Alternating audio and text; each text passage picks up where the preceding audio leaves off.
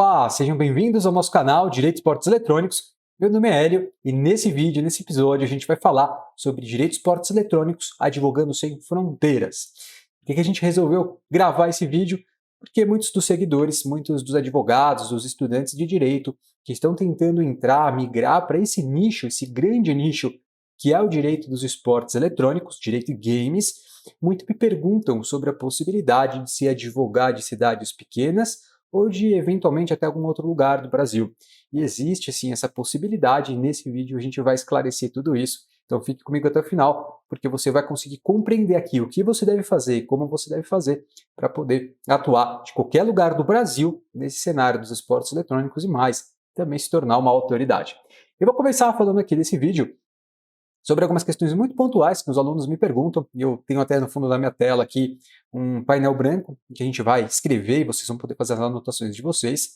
E uma questão muito interessante que eu já gostaria de trazer aqui logo no início é a seguinte pergunta: será que é um impeditivo o fato de eu morar numa cidade, de um interior, de um determinado estado e me dedicar aos esportes eletrônicos, ao direito e aos esportes eletrônicos? E a resposta é definitivamente não, gente. Não há nenhum problema e você pode atuar e você vai ter demanda e você pode, inclusive, se tornar aí uma autoridade onde quer que você esteja. E a gente vai dizer aqui exatamente o porquê. Mas eu quero que vocês entendam uma coisa. Quando a gente fala no cenário dos esportes eletrônicos, não em todo aquele contorno periférico que tem grandes players, vários players aí do mercado que acabam entrando no centro, no núcleo do cenário dos esportes eletrônicos, que são geridos ali por times, jogadores, organizadores de eventos desportivos, publishers e desenvolvedoras. Elas são o núcleo ali do átomo, digamos assim.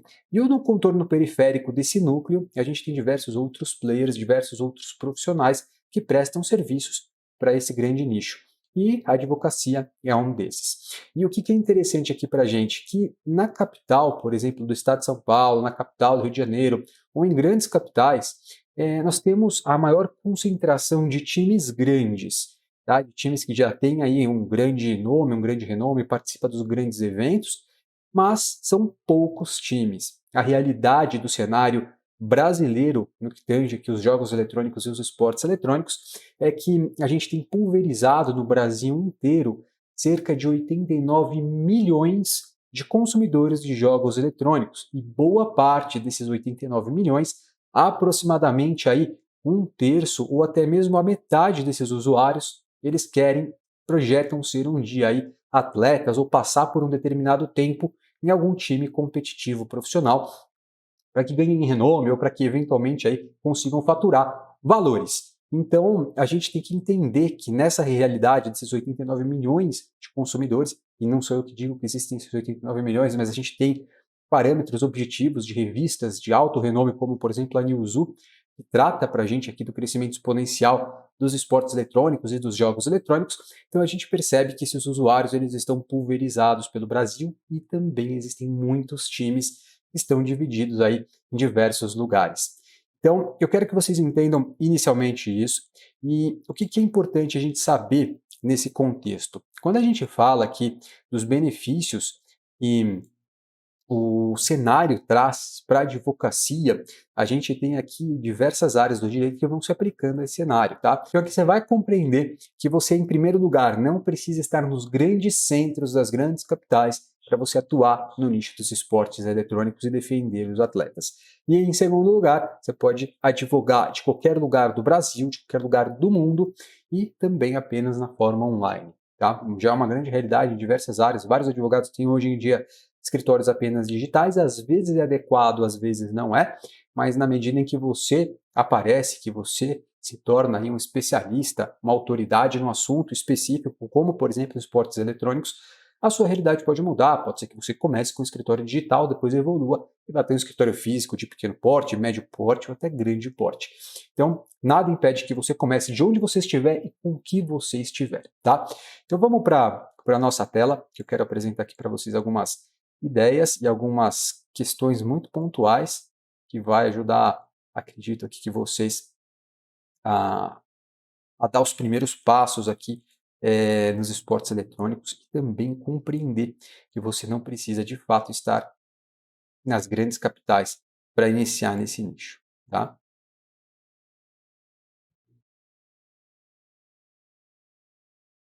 Primeira coisa, eu vou dividir essa aula aqui em 4 partes, tá?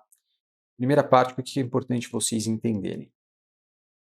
No Brasil e no mundo, no Brasil e no mundo, nós temos uma diversidade muito grande de gêneros de jogos eletrônicos. O que é uma diferença também para os esportes tradicionais. Quando você compara, por exemplo, o futebol, em que numa partida de futebol nós temos 2 times com 11 jogadores de cada lado, e você pega um campeonato com, sei lá, 20 times, 30 times, é muito limitado. E para organizar um evento desportivo futebolístico, isso envolve muitos recursos, muito dinheiro e até, de certa forma, burocrático. Quando a gente fala em jogos eletrônicos, a gente começa a diferenciar aqui do futebol, porque o futebol é uma modalidade, esportes eletrônicos também é uma modalidade, só que existem diversas submodalidades dos esportes eletrônicos. Existem jogos de FPS, que são os tiros em primeira pessoa, existem os MOBAs, que são jogos massivos, né, online, entre equipes, existem os Clash Royales, existem os jogos de estratégia, jogos de combate, jogos de futebol, os jogos de esportes comuns, né, que são replicados aqui por sistemas eletrônicos. Enfim, existe uma gama, uma diversidade muito grande de submodalidades nos esportes eletrônicos de vários gêneros. Isso faz com que a gente tenha um crescimento muito grande de usuários e que não tenha fronteiras para a prática desses esportes eletrônicos, até porque hoje uma plataforma muito simples que hoje quase todo mundo tem, que é um celular, é possível muitos jogadores aí já praticarem os esportes eletrônicos e, eventualmente, quiçá, até conseguirem aí uma inserção no mercado, né, nos jogos competitivos em si. E não precisa ser aqui, quando a gente fala em jogos competitivos, não precisam ser os grandes eventos, campeonatos, né, que a gente vê aí hoje na televisão, mas podem ser campeonatos de menor expressão, mas que também têm investimentos e também têm premiações relevantes que muitas vezes ali ajudam os times e jogadores a ter maior visibilidade e escalar ali a sua atuação dentro do cenário, tá? Então é muito importante a gente entender essa primeira situação, que os jogos eletrônicos são milhares de jogos que existem, milhares de títulos, milhares de jogos competitivos, mas o que a gente vê na televisão não são os milhares, mas nós temos dezenas, quiçá centenas de jogos aí que já podem ser considerados hoje competitivos, e sem contar os novos jogos que estão sendo produzidos, que vão ser inseridos no mercado daqui a algum tempo, que já tem um viés ali competitivo. E o que é interessante para a gente nesse sentido? Que na medida em que as pessoas vão praticando, que elas vão se profissionalizando, que times vão sendo constituídos, a gente vê que em comparação ao futebol, por exemplo, e no direito esportivo até a gente costuma falar muito isso, né? O direito esportivo sempre foi um nicho muito fechado. Tanto é que se você procurar escritórios especializados em direito esportivo, existem muitos poucos, você pode contar até nos dedos, eventualmente, no Brasil inteiro, e muitos deles não se dedicam apenas ao direito esportivo, mas também ao direito do trabalho, direito civil e outras áreas do direito. E isso porque as modalidades que nós temos de esportes tradicionais, vôlei, basquete, o futebol, o tênis, são modalidades que acabam tendo uma restrição muito grande na prática, não só pelo número de praticantes, mas sobretudo o acesso a essas modalidades esportivas, o que é diferente dos esportes eletrônicos. Traz aqui para a gente uma gama muito grande, muito variada de gêneros de jogos e a acessibilidade ela é muito maior. Então aqui, em primeiro lugar, gente, compreendam que no Brasil e no mundo não temos fronteiras para a prática dos jogos eletrônicos e, portanto, também dos jogos eletrônicos. Uma segunda questão interessante ainda dentro desse primeiro tópico que a gente precisa compreender é a seguinte: cada desenvolvedora, cada desenvolvedora de jogos eletrônicos tem uma política, política de licenciamento normalmente, porque é um software. O programa de computador é um software, é um jogo de entretenimento cuja licença cabe ali à desenvolvedora conceder ou não, tá? Tudo com base na lei do software e de outras legislações correlatas que nós temos aqui no nosso ordenamento jurídico. E o que é interessante aqui, muitas desenvolvedoras elas permitem com que organizadoras de eventos independentes organizem atividades desportivas e que insiram isso dentro de outros territórios, ainda que dentro de territórios pequenos, como pequenos municípios, ou eventualmente no âmbito estadual, para que esses jogos sejam praticados. E isso é uma licença já automática, previamente lá constituída nos termos do regulamento do jogo, ou eventualmente uma simples solicitação para a desenvolvedora é concedida essa autorização para desenvolvimento de um evento desportivo, tá? Então aqui é uma situação. A outra é que quando uma determinada entidade, como uma organizadora pretende organizar um evento maior, ela pode conseguir uma licença específica da desenvolvedora para organizar um evento desportivo, por exemplo, no Acre, no Roraima, no Rio Grande do Sul ou em qualquer outro lugar, município ou estado que seja interessante para essa organizadora de eventos desportivos.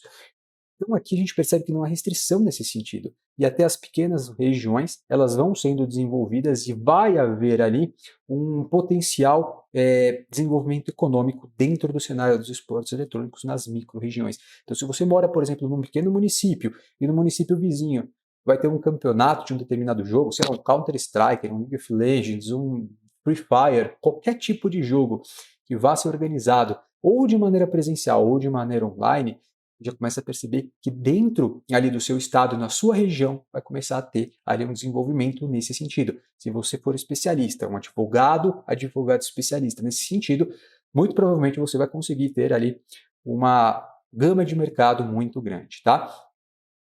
Letra B, ainda dentro desse primeiro tópico, que é importante vocês saberem para a gente compreender que dá para advogar de qualquer lugar do Brasil, de qualquer lugar do mundo. Nós temos aqui campeonatos independentes apenas na forma online. Forma online. O que isso significa? Qual que é o benefício que isso traz para a gente aqui dentro do tema da nossa aula de hoje? Significa que um evento desportivo organizado e que se desenvolve apenas num ambiente online, ele congrega jogadores e times de qualquer lugar do Brasil, quiçá do mundo. Por quê? Ele se desenvolve num ambiente eminentemente online, na internet, em que qualquer pessoa poderia se conectar, e é a realidade dos grandes times, aliás, da maior parte dos times que nós temos hoje no Brasil. Nas ações que a gente atua no escritório, a gente pega times que muitas vezes tem uma line que eles chamam, né, uma line, sei lá, de Valorant. A line ela é constituída, o time ele é constituído formalmente, tá? Tem contrato de trabalho, os jogadores têm salários, são assalariados, são bem remunerados, inclusive, mas cada jogador está numa região diferente do Brasil.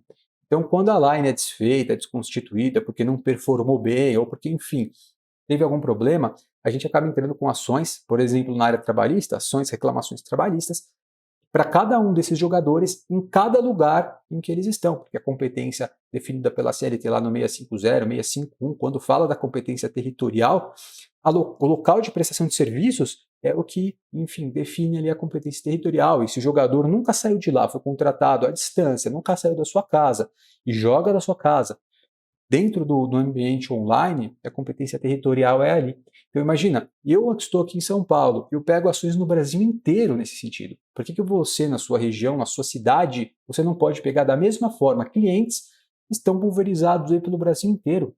Então é importante vocês compreenderem isso, gente. Muitos campeonatos independentes que têm autorização, que são legitimados, que rodam de forma regular, normalmente acabam fazendo também num viés eminentemente online.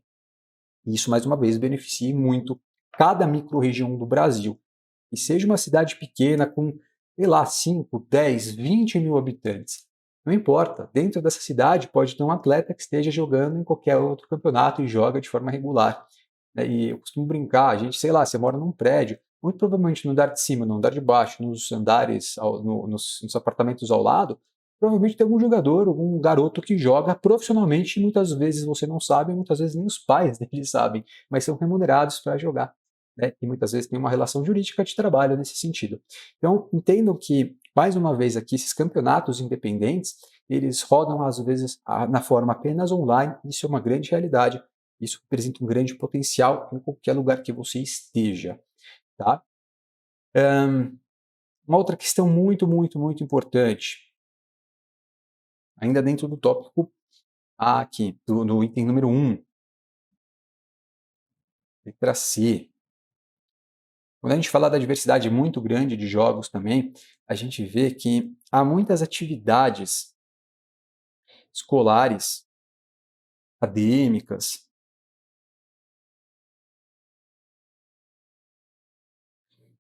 e outros incentivos culturais e trazem gêneros de jogos para cidades pequenas. Isso é muito importante, muito interessante, porque além de se trazer aqui atividades escolares que vão desenvolver a cultura, que vão aprimorar a cultura digital, né, de muitos jovens, de muitos alunos, inclusive de faculdades, isso aqui também representa e é um grande indício, gente, de que haverá dentro de uma determinada cidade, dentro de uma determinada localidade, um desenvolvimento nesse sentido já de muito cedo, né? Tanto nos bancos escolares como nos bancos acadêmicos, em faculdades, enfim, e muitas vezes também em incentivos culturais. A questão do incentivo cultural, já vou falar para vocês, e não sei se todos aqui sabem, mas a gente tem muitos estados que legislaram também aqui de maneira concorrente com a União para dispor sobre os esportes eletrônicos. Então, eles reconheceram, dentro do âmbito do Estado, o esporte eletrônico como uma atividade desportiva legal, regular. E o que isso significa e qual é o impacto que isso causa? E o fato de ser uma legislação estadual, ela traz aqui a obrigação de o Estado, né, o próprio Estado, pegar uma parte dos recursos financeiros e destinar para a prática das atividades voltadas aqui aos jogos eletrônicos. A gente já vai falar disso. Eu queria só deixar esses 3 itens aqui dentro do tópico número 1 para que vocês compreendam, tá? Tópico número 2, que eu quero que vocês também tragam aqui como uma inspiração para entender que existe essa possibilidade aqui de se ter o desenvolvimento de micro-regiões. É o que a gente veio falando aqui até agora, que é a existência de diversas leis estaduais que foram criadas e estão em vigor, tá, gente? Pode ser que muita gente que não conhece, não acompanhe, não saiba disso, mas se você der um Google aí, pesquisar no seu território, no seu estado, sobre a existência de lei que dispõe sobre os esportes eletrônicos, vocês vão notar que essa legislação, apesar de ser uma legislação curta, e já tem, se não me engano, tem aproximadamente aí uns 12, 15 estados, mais ou menos, que já regulamentaram isso de maneira concorrente com a União, né, que é permitido, a Constituição Federal permite que em matéria desportiva isso ocorra, então as leis estaduais acabaram reconhecendo aqui os esportes eletrônicos como atividades desportivas. E isso traz aqui para a gente, né, a obrigação, como eu disse, então a existência de leis estaduais que foram criadas e estão em vigor. Aqui, o que é interessante, então, é que essas legislações, elas trazem para a gente aqui a obrigação. As leis estaduais impõem a obrigação de o próprio Estado e os municípios destinarem parte dos recursos à prática dos esportes eletrônicos. Então, isso significa que muitos estados e muitos municípios, hoje em dia, e isso é uma grande realidade, estão desenvolvendo no âmbito cultural diversas modalidades locais que desenvolvem as micro-regiões no que tange os esportes eletrônicos, seja no ambiente escolar, seja no ambiente acadêmico ou para fins eminentemente culturais. Diversos estados e municípios, portanto, estão desenvolvendo isso. Quando a gente volta aqui para o tema da nossa aula, Advogando Sem Fronteiras, você pode perceber que no âmbito do seu estado, ainda que você não queira atuar fora do estado em que você atua, fora da localidade em que você está, você pode se limitar a trabalhar dessa forma. É óbvio, o cenário ele acontece hoje no Brasil inteiro e a demanda é muito grande no Brasil inteiro no que tange aqui nos esportes eletrônicos. Dependendo da região que você tiver, da municipalidade em que você tiver, pode ser que esteja caminhando num passo um pouco mais lento, mas a demanda existe. Tá? Nos municípios vizinhos, ao redor de onde você deve estar, provavelmente vai ter alguma situação correlata, seja dos incentivos culturais, no item 1 aqui que a gente tratou todas essas questões.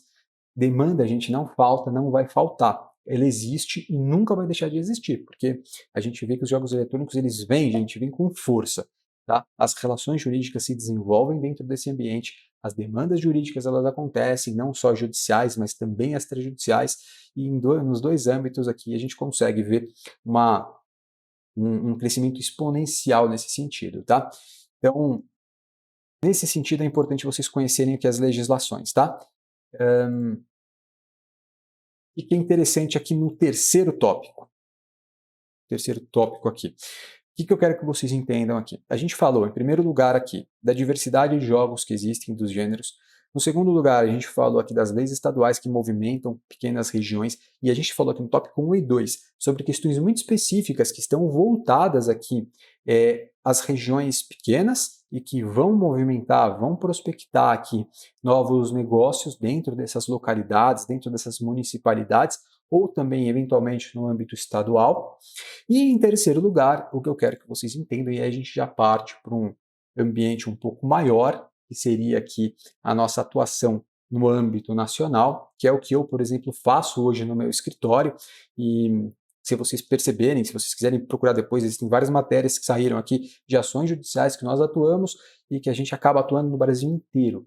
Isso é muito interessante, porque quando a gente fala na atuação nacional, você também não precisa estar nos grandes centros para você desenvolver a sua atividade, para você ser conhecido, ser visto. Hoje, gente, a internet, ela fala mais alto do que qualquer coisa, inclusive do que a imprensa. Muitas vezes a imprensa, ela não tem tanta força quanto a viralização de determinadas matérias, de determinados conteúdos que são jogados aí nas redes sociais, em determinadas plataformas. Isso circula muito rápido.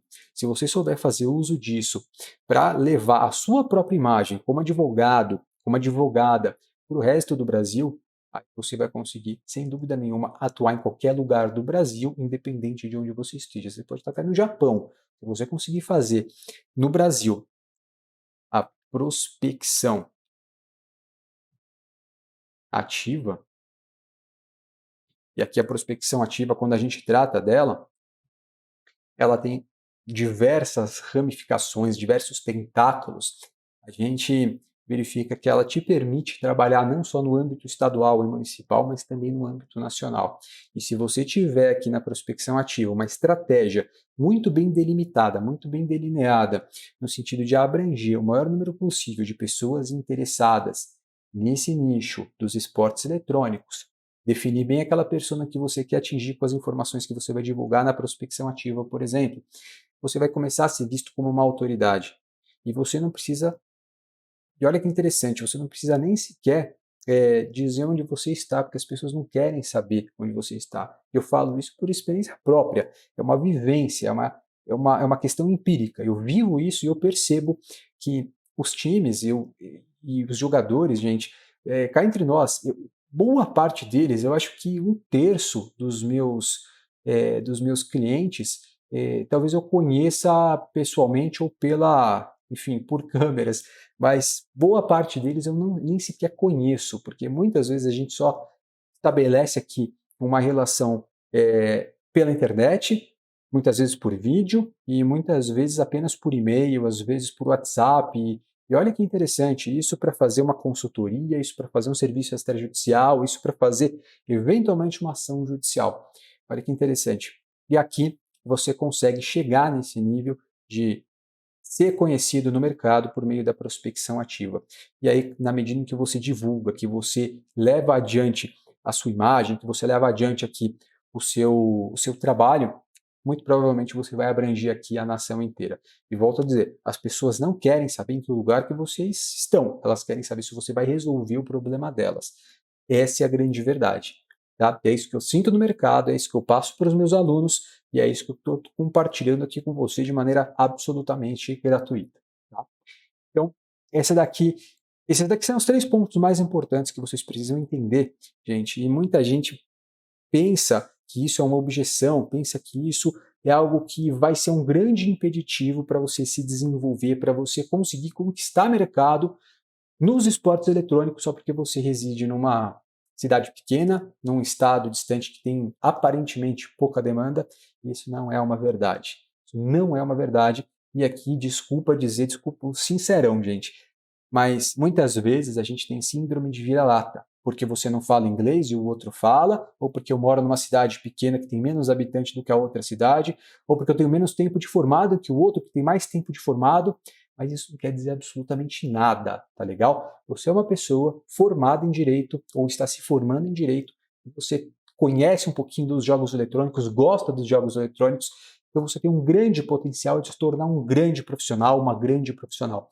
Então não deixem com que essas objeções de que eu não posso atuar no resto do Brasil porque eu estou numa cidade pequena, isso não existe, tá legal? Os meus alunos, eu falo isso para os meus alunos, e eu tenho prova disso, eles vão lá nas minhas redes sociais, especialmente no Instagram, tem um destaque lá que chama alunos, eles vão ver alunos do Brasil inteiro conseguindo prospectar clientes, fechar contratos e representar times em vários lugares, apesar de serem de cidades pequenas. Então não deixem com que isso impeça vocês de começar, tá legal? Então aqui, por fim, para a gente encerrar a videoaula de hoje, portanto,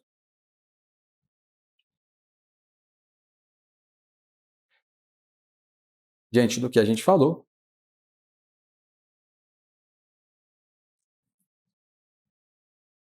independente de onde você estiver, você pode atuar no nicho dos esportes eletrônicos. E vou deixar mais uma dica extra aqui para vocês, que aqui é uma dica extra que vai ser para um próximo vídeo que a gente vai tratar. Você não precisa, deixa eu até encaixar alta, deixar a sua área de atuação para iniciar nos esportes eletrônicos. Muita gente acaba tendo a visão limitada de que você precisa mudar de área. Os esportes eletrônicos não são uma área propriamente dita, são muito ligados ali ao sistema desportivo, mas não são uma área. É legal? Vocês vão ver, por exemplo, a intervenção do direito civil, a intervenção do direito empresarial, a intervenção do direito tributário, do direito do trabalho, e até do direito penal, vocês vão ver. A gente percebe que dentro desse cenário e dentro desse grande conglomerado, desse grande ecossistema que representa os esportes eletrônicos, nós temos aqui a interseção de diversas áreas do direito, tá? E aí, dependendo de onde você atuar, para quem você for atuar, se você for atuar para time, por exemplo, fazer gestão de um time, gestão de carreira de um atleta, vai ser procurador, vai ser empresário dentro do sistema esportivo, você vai atuar muito com direito civil, né? Com direito desportivo, com direito do trabalho, eventualmente. Se você for advogado tributário, você vai ter demandas ligadas aí pela premiação internacional, desenvolvimento de jogos no Brasil, desenvolvimento de jogos fora do Brasil, que aí a gente vai um pouquinho para um outro lado, que seria mais voltado aqui para os jogos, não propriamente para o cenário, mas uma coisa está bem relacionada à outra. Enfim, dessa forma você vai conseguir prospectar aqui bastante cliente nessa área. Então eu queria te pedir aqui no final, só para você dá uma força aqui, curtir o nosso vídeo, seguir a nossa página para que os próximos conteúdos você também seja notificado. A gente se fala.